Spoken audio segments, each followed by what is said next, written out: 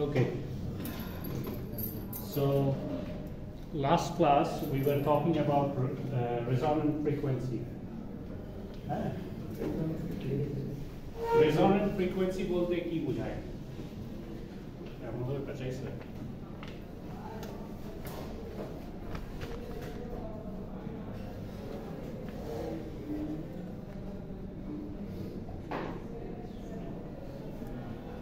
Resonant frequency basically তোমার একটা সার্কিটে তোমার ক্যাপাসিটর, ইন্ডাক্টর, রেজিস্টর সবই থাকে, রাইট? তো তোমার যখন এই রিঅ্যাকট্যান্সের ভ্যালু ইজ ইকুয়াল টু 0 তখন এটা ফুল রেজিস্টিভ সার্কিট হিসেবে কাজ করে, ঠিক আছে? তো এই যে রিঅ্যাকট্যান্সের ভ্যালু 0 কখন হয়? যখন তোমার এই ক্যাপাসিটিভ রিঅ্যাকট্যান্স আর ইন্ডাকটিভ রিঅ্যাকট্যান্স এই দুটো যখন ইকুয়াল হয়, ঠিক আছে? তার মানে তুমি ইন্ডাক্টরের একটা ভ্যালু দিচ্ছ, ক্যাপাসিটরের একটা ভ্যালু দিচ্ছ, তোমার যদি রিঅ্যাকট্যান্স দুটো সেম আসে আর একটা অপোজিট, ঠিক আছে? They have 180 degree phase difference. So এই 180 degree phase difference আর তাদের ম্যাগনিটিউড যদি সমান হয়ে যায় তাহলে একটা বিপরীতে একটাকে অপোজ করে, ঠিক আছে? So দুইটা ক্যান্সেল আউট করে। তুমি যদি দুইটাকে যোগ করো তাহলে they basically cancels out. So we call it a resonant system, ঠিক আছে? So এই যে resonant frequency, because inductance causes the voltage to lead the current and capacitor causes it to lag the current. যেহেতু inductive সার্কিটে তোমার কি হয়? তোমার ভোল্টেজ লিড করে কারেন্টের থেকে, তাই না? ভোল্টেজ লিড করে।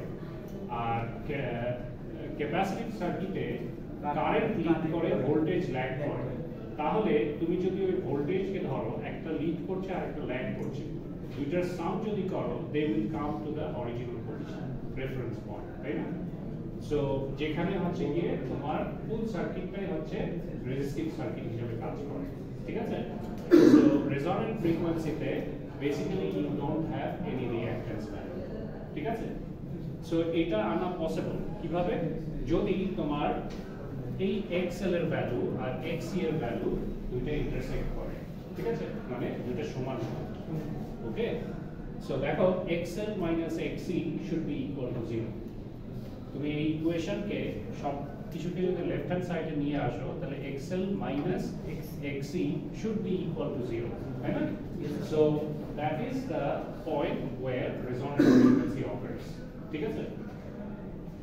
সো এই যে এখানে দেখো XL এর যে ম্যাগনিটিউড আর XC এর যে ম্যাগনিটিউড দুটো ইকুয়াল, সো একটার অপোজিট। তুমি যদি এই ভেক্টরটাকে এনে এখানে বসাও তো এই ভেক্টরটা ক্যান্সেল আউট করে, এই দুটো ইকুয়াল দেখে, ঠিক আছে? সো যেহেতু ক্যান্সেল আউট করে you will have a resultant vector in the direction of the resistive circuit, ঠিক আছে?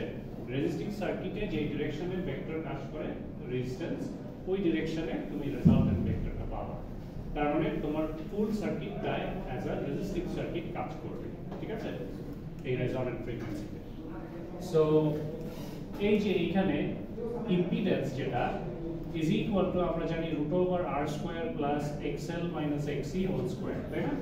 সো এই যে এই পোরশনটা যদি 0 হয়ে যায় basically impedance is equal to R, মানে রেজিস্ট্যান্সের সমান হয়ে যায়। So there is no reactive part involved in this circuit. So এটাকেই আমরা বলে থাকি at resonant frequency XL is equal to XC or resonant frequency is equal to this. কিভাবে? ওই XL is equal to XC আমরা কি জানি? XL is equal to 2 pi FL R XC is equal to 1 by 2 pi FC. এই দুইটাকে যদি তুমি equal করো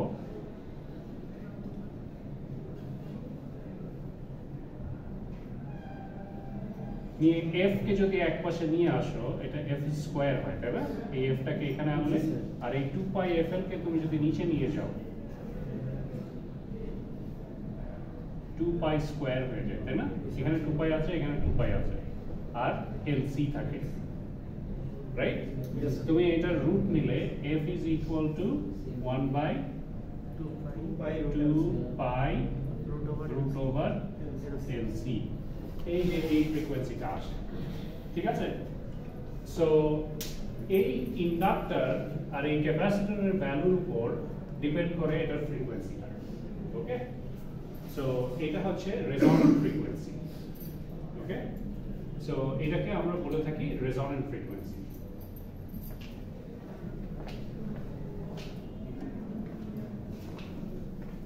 তো দেখো এটা দিয়ে একটা প্রবলেম আছে। সো এক্সাম্পলটা কি, find the resonant frequency for the previous circuit example. N is equal to 0.5 Henry and C is equal to 8 microfarad, ঠিক আছে?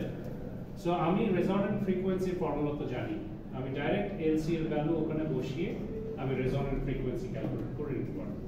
So for this network or circuit or system তোমার রেজোন্যান্ট ফ্রিকোয়েন্সি হবে এখানে, তোমার ইন্ডাক্টেন্সের value এখানে দেওয়া আছে 0.5 Henry, ক্যাপাসিট্যান্সের value দেওয়া আছে, রেজিস্ট্যান্সের ভ্যালু দেওয়া আছে। তো রেজোন্যান্ট ফ্রিকোয়েন্সি বের করতে দিলে তোমার এই ক্যাপাসিট্যান্স আর ইন্ডাক্টেন্সের ভ্যালুর উপর বেসিক্যালি এই ফ্রিকোয়েন্সি ডিপেন্ড করে। সো রেজিস্টিভ সার্কিটে তোমার ফ্রিকোয়েন্সি থাকে না, ঠিক আছে? সো রেজিস্টিভ সার্কিটে তোমার ফ্রিকোয়েন্সি হচ্ছে 0, ওকে? বাট এই ধরনের সার্কিট থাকলে অ্যাট রেজোন্যান্ট কন্ডিশন তোমার রেজোন্যান্ট ফ্রিকোয়েন্সি হচ্ছে এটা, এই ফ্রিকোয়েন্সির কারণে this circuit will act as a resistive circuit, ঠিক আছে? সো এটাই at resonant frequency there is zero reactance, only resistance থাকে, and the circuit has a phase angle of 0. তার মানে রেজিস্টিভ সার্কিট তুমি যদি সাপ্লাই ভোল্টেজ প্লট করো আর রেজিস্টারের অ্যাক্রস এর ভোল্টেজ প্লট করো, they will be in phase, তাই না? একই ফেজে থাকবে, সেম ফেজে। পজিটিভ যখন এটাও পজিটিভ, পজিটিভ ম্যাক্সিমাম যখন ওটাও পজিটিভ ম্যাক্সিমাম তখন রেজিস্ট্যান্সের অ্যাক্রসে, ঠিক আছে? ভোল্টেজ পাবো। So there will be no phase difference between তোমার supply voltage and supply current, ঠিক আছে? So this is what happens in resonant condition. So এটা হচ্ছে গিয়ে বেসিক্যালি তোমাদের সিলেবাস মিড টার্মের এতটুকু পর্যন্ত, ওকে? till this chapter আজকে নতুন কিছু পড়ানোর নাই, বাট প্রিভিয়াস যে চ্যাপ্টারগুলো পড়েছো ওইখানে আমি তোমাদের সাথে কিছু সাজেশন ডিসকাস করব, এই সাজেশন থেকেই বেসিক্যালি তোমাদের কোশ্চেন করা হবে। So this mid term exam will be very easy, হ্যাঁ, খুবই সোজা হবে, কোয়েশ্চেনও সিম্পল হবে।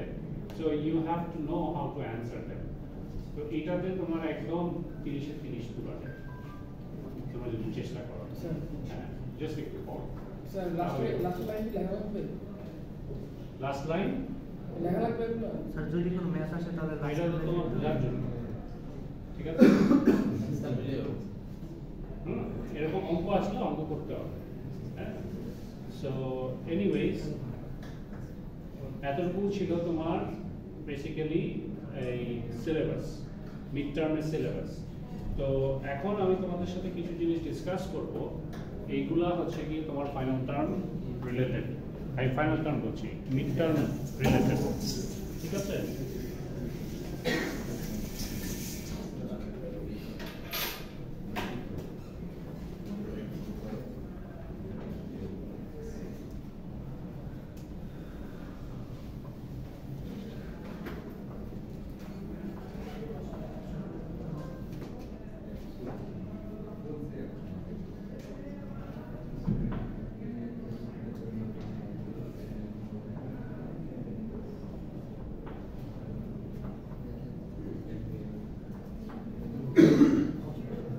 আচ্ছা, আমরা প্রথমেই পড়েছিলাম হচ্ছে যে characteristics of AC wave form, তাই না?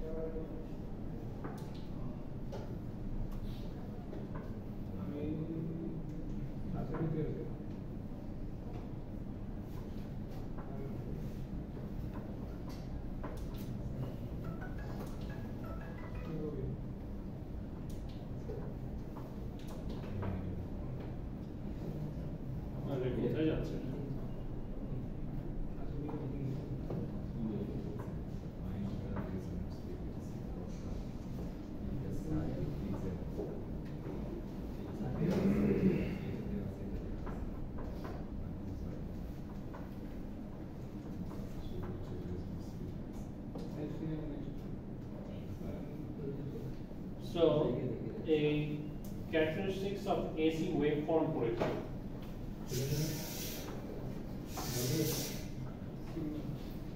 so AC DC এর মধ্যে পার্থক্য কি how an AC waveform is created বা এটার যে general equation এটা কিভাবে আসে হ্যাঁ you have to know how to describe them ঠিক আছে বা AC waveform এর characteristic কি হ্যাঁ এই যে এটা যে একবার 0 থেকে ম্যাক্সিমাম হয় ম্যাক্সিমাম থেকে আবার 0 হয় হ্যাঁ maximum positive first half cycle ধরে সেকেন্ড হাফ সাইকেলে এটা যে আবার নেগেটিভ সাইকেল কন্টিনিউ করে আবার এটার যে টাইম পিরিয়ড যে ফ্রিকোয়েন্সি হ্যাঁ এইগুলো তোমাদেরকে ভালো করে এক্সপ্লেন করতে জানতে হবে হ্যাঁ এই সব স্লাইডেই আছে তো তোমরা ইজিলি এইগুলা এই স্লাইড থেকে পড়ে তোমরা বুঝতে পারবে সো এইগুলা তোমাদেরকে এক্সপ্লেন করতে পারে so this is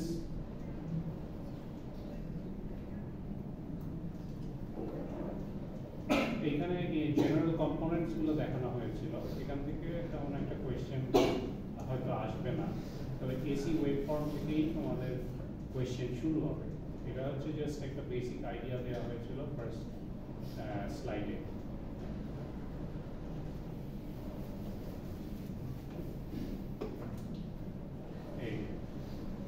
this slide is important alternating voltage alternating current AC voltage AC current basically এটার characteristics কি এগুলো তোমাদেরকে explain করতে হবে so these are the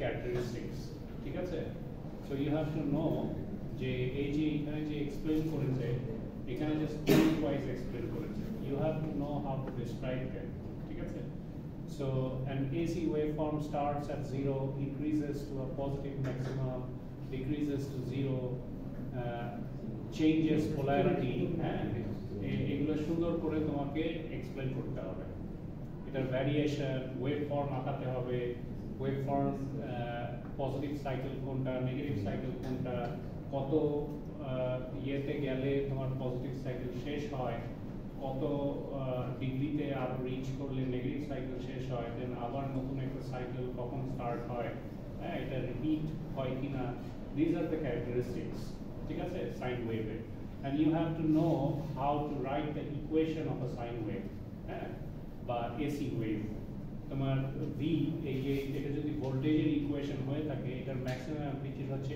a max তাই না সো এটার ইকুয়েশন হবে a max sin omega t তাই না so you have to know how to write them তারপর one full cycle যে একটা টাইম পিরিয়ড এটাও তোমাকে মেনশন করতে হবে পজিটিভ নেগেটিভ সাইকেল টি কখন একটা টাইম পিরিয়ড হচ্ছে আর দুইটা টাইম পিরিয়ড হচ্ছে এটাও তোমাকে এভাবে দেখিয়ে দিতে হবে ওকে সো এইগুলো এক্সপ্লেন করবা আর এটা তো বেসিক্যালি এসি ওয়েভ কিভাবে জেনারেট হচ্ছে এটা একটা হচ্ছে গিয়ে এক্সাম্পল ঠিক আছে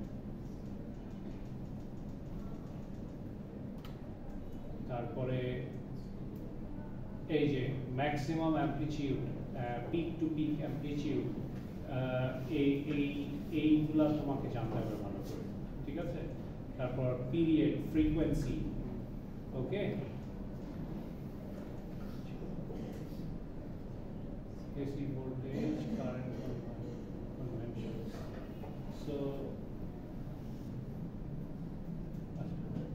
এই যে ফ্রিকোয়েন্সি কি পিরিয়ড কি কিভাবে এগুলো আসলো you have to know them এগুলো এক্সপ্লেন করতে হবে যদি জিজ্ঞেস করা হয় যে টাইম পিরিয়ড কি ছবি আঁকিয়ে তোমাকে দেখাতে হবে তারপর amplitude and peak to peak amplitude or maximum value and peak to peak value এগুলো কাকে বলে কোন পয়েন্ট থেকে কোন পয়েন্ট এগুলো তোমাদেরকে দেখাতে হবে লিখতে হবে ওকে তারপর amplitude of the sine wave কি তারপর peak to peak voltage so সুন্দর করে এক্সপ্লেন করো ছবি দিয়ে তোমাকে এক্সপ্লেন করতে জানতে হবে পিক টু পিক বলতে আমরা কি বুঝি তোমার একটা পিক থেকে আরেকটা negative peak positive peak to negative peak right কত দূর মানে কত ভোল্টেজ এটা আমরা মেজার করতে পারি। তোমার রেফারেন্স পয়েন্ট হচ্ছে 0 0 থেকে ম্যাক্সিমাম অ্যামপ্লিটিউড হচ্ছে কি ধরো আমার 5 ভোল্ট, হ্যাঁ, আবার 0 থেকে নেগেটিভ 5 ভোল্ট হচ্ছে কি আরেকটা, তাই না, নেগেটিভ অ্যামপ্লিটিউড। তাহলে total peak to peak voltage কত? 10 volt, right? So this is how you explain it, ঠিক আছে? এই যে V peak to peak is equal to 2 V peak, ঠিক আছে? সো এরকম করে তোমাদেরকে এক্সপ্লেন করে জানতে হবে। এই যে বেসিক সাইন ওয়েভ ইকুয়েশন লেখাটা,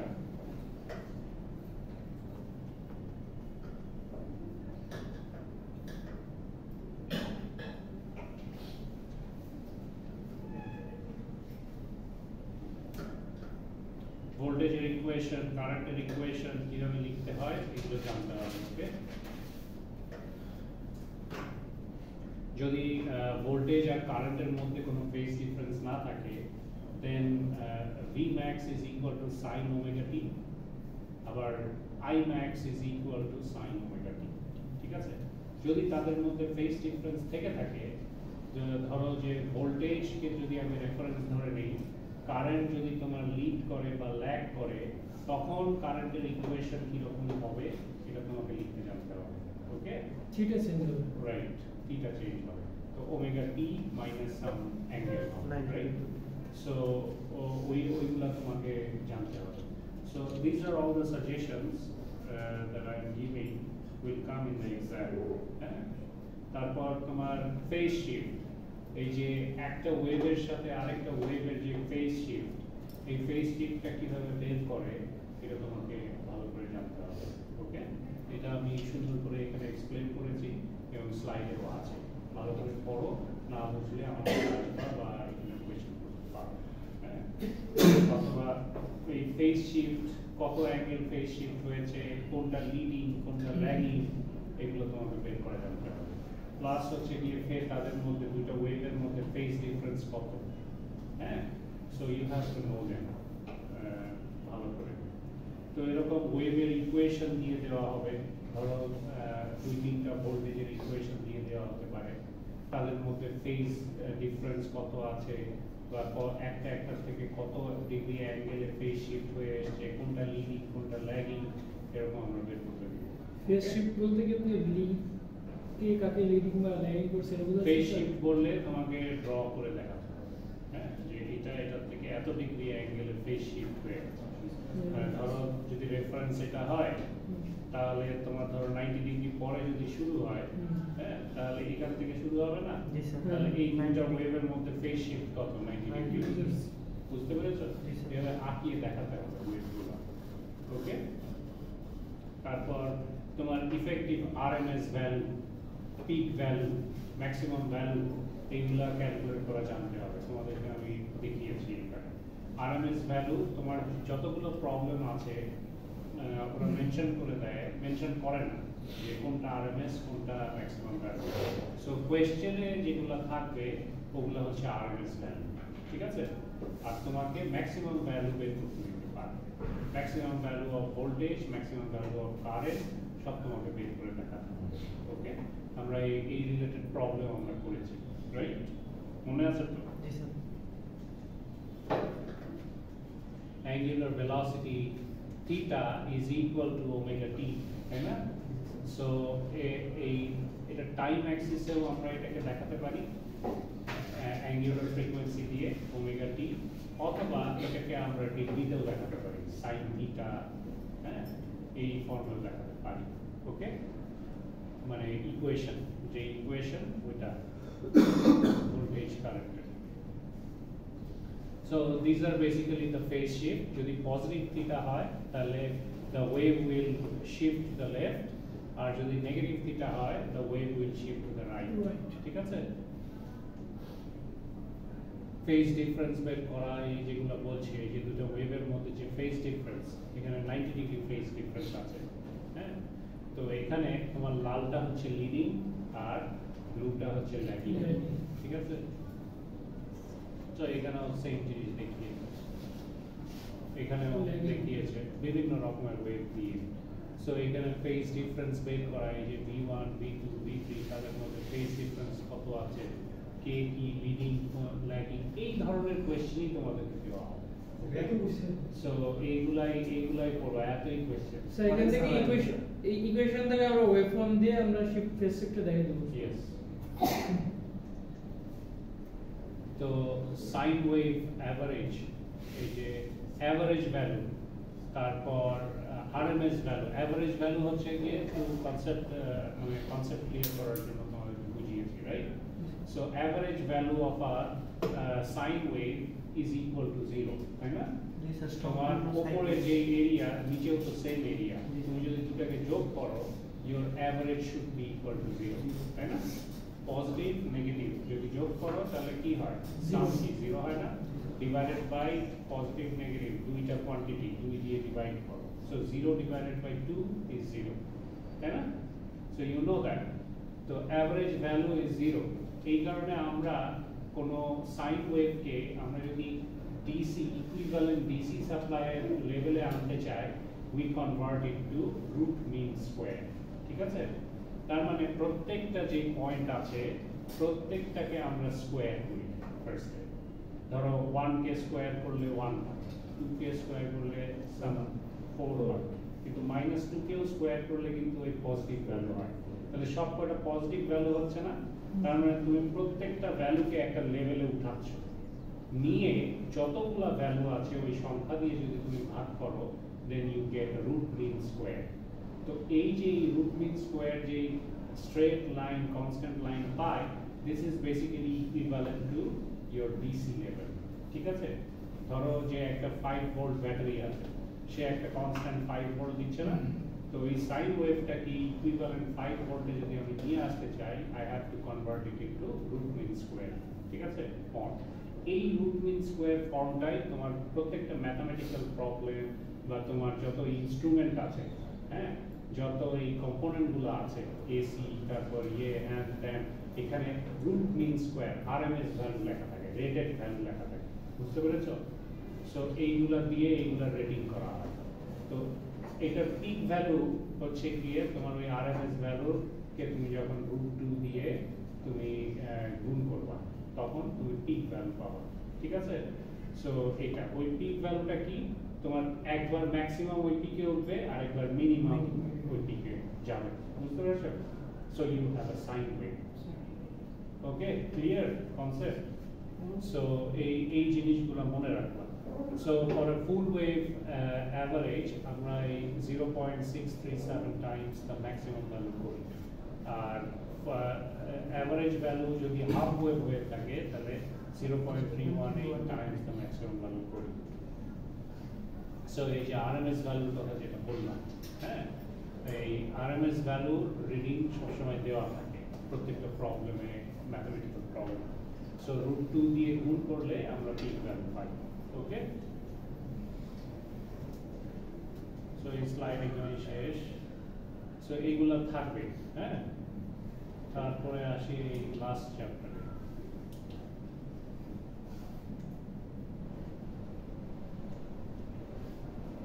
AC circuits. So AC circuits এর মধ্যে তো ওই উপরেরটা আগে যেগুলো পড়েছি, so you have to know how to calculate basically maximum peak values, ঠিক আছে? So voltage এর maximum peak value কিভাবে ক্যালকুলেট করবে, কারেন্ট এর কিভাবে ক্যালকুলেট করবে, তোমার হয়তো দেওয়া থাকবে যে এরকম কোশ্চেন থাকবে ফর পার্টিকুলার ডিভাইস। আমি তোমাদেরকে এই সাজেশনটা দিয়ে দিব, হ্যাঁ। For particular device the supply AC voltage is 110 volt, হ্যাঁ, এরকম বললো, and the AC current through the device is 20 ampere, ঠিক আছে? সো এইগুলো দিয়ে দিয়েছে। সো তোমাকে এখন এখান থেকে বের করতে বলবে what is the maximum pick value, ঠিক আছে? ম্যাক্সিমাম পিক ভ্যালু কত, তোমার ভোল্টেজ দিয়ে দিয়েছে, কারেন্ট দিয়ে দিয়েছে, এগুলো সব হচ্ছে গিয়ে আরএমএস ভ্যালু, ঠিক আছে? সো 110 আরএমএস ভ্যালুকে তুমি যদি পিক ভ্যালুতে কনভার্ট করো, 110 কে √2 দিয়ে গুণ করতে হবে, দেন ইউ উইল গেট তোমার পিক ভ্যালু অফ ভোল্টেজ, ঠিক আছে? তার মানে ওই পিক ভ্যালুতে বেসিক্যালি ভোল্টেজটা সুইং করবে, ঠিক আছে? একবার পজিটিভ হবে একবার নেগেটিভ হবে। So this is your sine wave. ঠিক আছে, তাহলে এটার রেঞ্জ কি হলো, এই পজিটিভ পিক ভ্যালু থেকে 0 0 থেকে আবার নেগেটিভ পিক ভ্যালু, এটা হচ্ছে তোমার রেঞ্জ। ঠিক আছে, সাইন ওয়েভটা এভাবে ভ্যারি করে। সিমিলারলি 20 অ্যাম্পিয়ার কারেন্ট যেটা আছে এটাও এখানে আরএমএস ভ্যালু দেওয়া আছে। সো আরএমএস ভ্যালু থেকে তোমার হচ্ছে গিয়ে পিক কারেন্ট তুমি বের করতে পারবে সেম ওয়ে টু বি। ঠিক আছে, সো এরকম ধরনের কোয়েশ্চেন আসবে। তারপর থিওরিটিক্যাল কোয়েশ্চেনের মধ্যে আসতে পারে ইন্ডাক্টর, ইন্ডাকটেন্স পড়িয়েছি না, inductor in an AC circuit কিভাবে কাজ করে এগুলো আমরা পড়িয়েছি।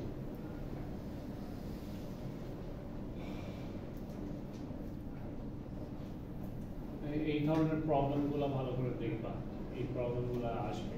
হ্যাঁ, এতক্ষণ যেগুলো বললাম, এই যে resistive circuit in an AC circuit কিভাবে কাজ করে এটা জানতে হবে তোমাকে। এই যে inductor in an AC circuit এটা কিভাবে কাজ করে, you have to know how to explain this circuits. ঠিক আছে, এখানে কি বলা হয়েছে এটা তোমাকে খুব ভালো করে জানতে হবে। ওকে, ইন্ডাক্টর, তারপর ক্যাপাসিটর আছে, ইন্ডাকটিভ রিঅ্যাকট্যান্স কিভাবে ক্যালকুলেট করে। Okay, so you have to know. এখানে সবই দেওয়া আছে, সবই ইয়ে করা আছে, এগুলো ভালো করে পড়বা যাতে এগুলো তুমি প্রডিউস করতে পারো খাতায়। ওকে, লিখতে পারো। সো আমি এই মিড টার্মের আগ পর্যন্ত বেশি পড়ানো হয়, খুবই কম সিলেবাস, এবং এটা জাস্ট তুমি ভালো করে কয়েকবার 5-6 বার যদি তুমি পড়ো এমনি তোমার মেমোরাইজ হয়ে যাবে। বুঝতে পেরেছো? এখানে মার্কস তোলার কোনো ব্যাপারই না। ওই সময় কম। রাতে বাড়ি যান কখন? রাত 8টা থেকে 10টা। আর সারা সকাল? সকাল 8টা থেকে রাত 10টা পর্যন্ত। সকাল 8টা থেকে রাত 10টা। আচ্ছা, তাহলে রাত 10টা পর্যন্ত ডিউটি হয়, বাসায় গিয়ে পৌঁছান কখন? 11টা সাড়ে 11টা। 11টা সাড়ে 11টা। খাওয়া দাওয়া করেন কখন? খাওয়া দাওয়া অফিসেই খাওয়া দাওয়া হয়। অফিসে হয়ে যায়, তাহলে তো বাড়ি গিয়ে আর কোনো খাওয়া দাওয়া তাহলে তাহলে 1 ঘন্টা বা 1.5 আওয়ার্স দেওয়াই যায়। এমনি আপনি ওই মোবাইল নিয়ে বসে থাকেন, তাই না? ওখানে হয় আপনি হচ্ছে গিয়ে ইয়ে দেখেন, মোবাইল ব্যবহারের সুযোগই পাওয়া যায়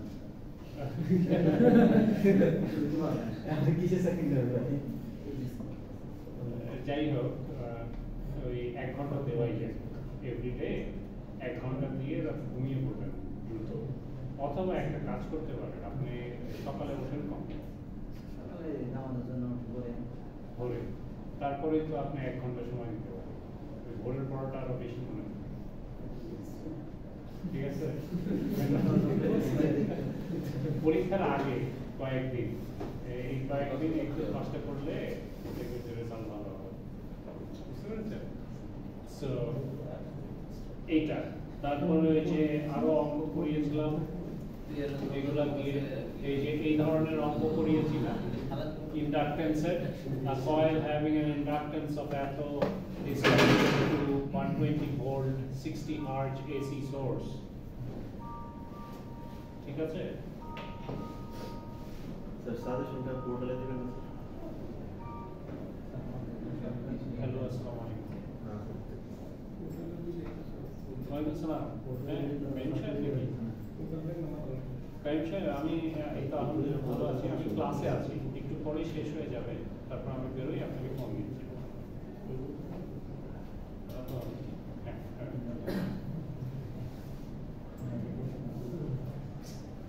বুঝতে পারছো, এই ধরনের প্রবলেম থাকবে কিন্তু। So try to practice this kind of problem at home. হ্যাঁ, যত পারো ভ্যালু চেঞ্জ করে করে এরকম প্রবলেম বাসায় সলভ করো। আমিও এই সাজেশনটা তোমাদেরকে পোর্টালে শেয়ার করে দেবো, ERP-তে ডাইরেক্ট ওখানে দিয়ে দিই। আর effective and peak current through the coil কিভাবে বের করতে হয়, ইউ হ্যাভ টু নো। হ্যাঁ, ইফেক্টিভ কারেন্ট বের করা দেখিয়েছি না, পরবর্তীতে হয়তো আছে। এই যে ইফেক্টিভ কারেন্ট, ইফেক্টিভ ভোল্টেজ, এগুলা, হ্যাঁ, সো এগুলা কি, এগুলা জানতে হবে, হ্যাঁ, so you have to know. তারপর ক্যাপাসিটর পড়িয়েছি, capacitor and AC circuit. So এটাও তোমাদেরকে ভালো করে বুঝে শুনে প্রডিউস করতে হবে, হ্যাঁ, পরীক্ষার খাতায়। এই ক্যাপাসিটিভ রিঅ্যাকট্যান্স কি, এই রিঅ্যাকট্যান্স বের করাও দেখিয়েছি কিভাবে, এখান থেকে ভোল্টেজ কিভাবে বের করে, এখান থেকে অঙ্ক কিভাবে করে। সো এইগুলো ইম্পর্টেন্ট, তোমাদেরকে বেশি পড়ায় নেই, সো এইগুলাই তোমরা ভালো করে টাচ করবা, ঠিক আছে? তারপর হচ্ছে গিয়ে এই সিরিজ আর রেজিস্ট্যান্স, ইন্ডাকট্যান্স, ক্যাপাসিট্যান্স, এগুলোর ভ্যালু দেওয়া থাকলে in a circuit, if I told you to find the impedance or find the resonant frequency অথবা ভোল্টেজ বের করো, যদি বলি ক্যাপাসিটর across এ বা inductor across A, you have to know how to find it, ঠিক আছে? সো এই ধরনের প্রবলেম আমরা এই যে করেছি, এই যে এখানে আছে প্রবলেম সলভিং, এই ধরনের প্রবলেম আছে। সো এই প্রবলেম, যতগুলো প্রবলেম আছে সব কটা ভালো করে পড়বা, তাহলে কমন, ঠিক আছে?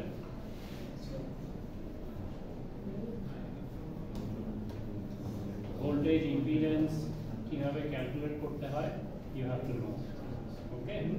তোমাদেরকে আমি ডিটেইলস, আমি কোশ্চেন পেপার, হ্যাঁ সহজ আছে, একদমই সহজ। সো ইন ডিটেইলস আমি তোমাদেরকে ডিসকাস করেছি, এবং আমি যেগুলো ডিসকাস করলাম এগুলো আমি তোমাদেরকে সাজেশন আকারে আমি দিয়ে দিব, ঠিক আছে?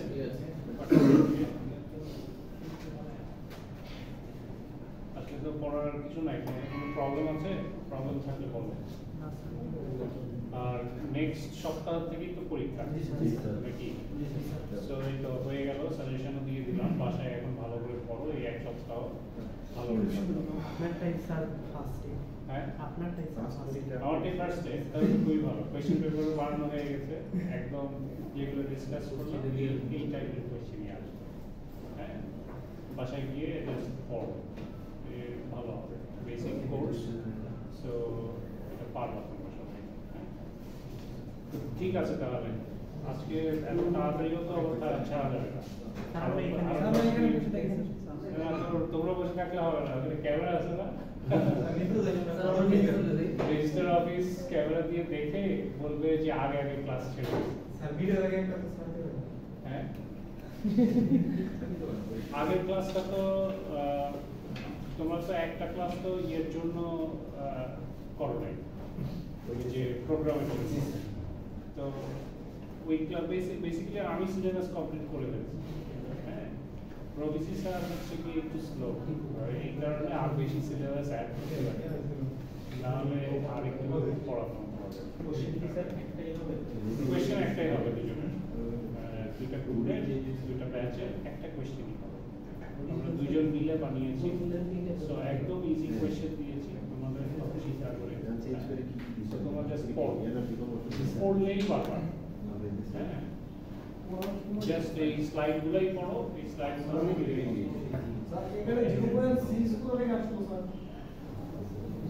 কোথায় 0.6 পেলে 0.5 হেনরি তো 0.6 কোথায়? ও আচ্ছা 0.6 হেনরি, এটা ভুল করছি, এটা 5 হবে,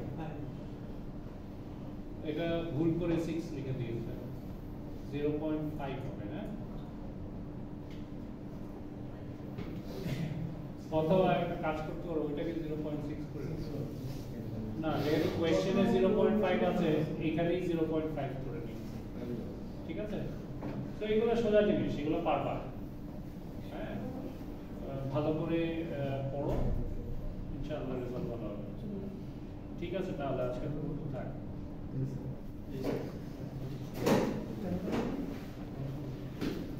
আর কারো কনফিউশন আছে? কনফিউশন থাকলে বলতে পারো।